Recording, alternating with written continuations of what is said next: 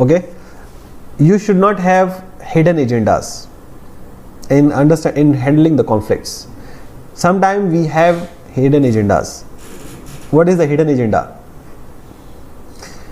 You want to do something, but actually your objective is something else.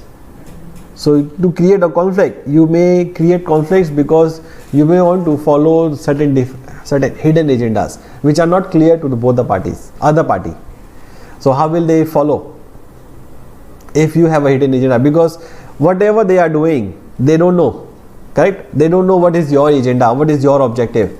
So they will not be able to follow what you want them to do, correct? And you have a hidden agenda, so you will not be happy with whatever your parties or your partners are doing, right? So how you uncover the hidden agendas? So if people refuse to talk about an issue unless the people directly involved are included, so you refuse to talk about the peoples unless the person who is directly involved is talking about it. So you don't want to talk to any other person, right? Because other peoples may have hidden agendas. Refuse to spread rumors, okay, or speculation. So no rumors or no speculation, no backbiting, no bitch biting. Ask direct questions. Do you agree with this decision? Direct. Break down the conflict into sub issues to raise the specific questions, to raise specific concerns, and clarify the facts and perceptions. So if you are clarifying the facts and perception is very clearer, right? Okay, so symptoms of hidden agenda. When you will find out what are the hidden agendas. When information is not shared, when decisions are delayed, when rumors are normally following, when one or other party is unable to focus, they are hidden agendas. So when you can tell they are hidden agendas, if the information is not shared freely, correct? If you are not sharing your policy, your formats, means you have hidden agenda about the other supplier, right? If let's say you ask for 3 quotations and you are giving the exact format to only one person, not the other people's, so you are not sharing the same information with everybody. So what does it mean? You have a hidden agenda because you want to get contract to that particular supplier, right? Correct? Or if somebody has given a quotation first, supplier A, you want to choose supplier B or supplier C, you delay the decision. Okay, you get the quotation, okay, wait, because I need to get quotation from supplier C also, right? So you delaying the decision.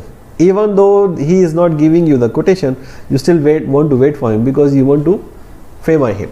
So that is the normal hidden agendas. Or the conflict escalates. You don't want to resolve the conflict. You are not resolving the conflict. So it means you have a hidden agenda. How many times it has happened to you that you want to fire an employee and you don't want to resolve their performance issues, or you are not telling them on time, or he is coming back with a proper excuse or proper reason for not being able to perform, and you don't want to listen. You don't have empathy.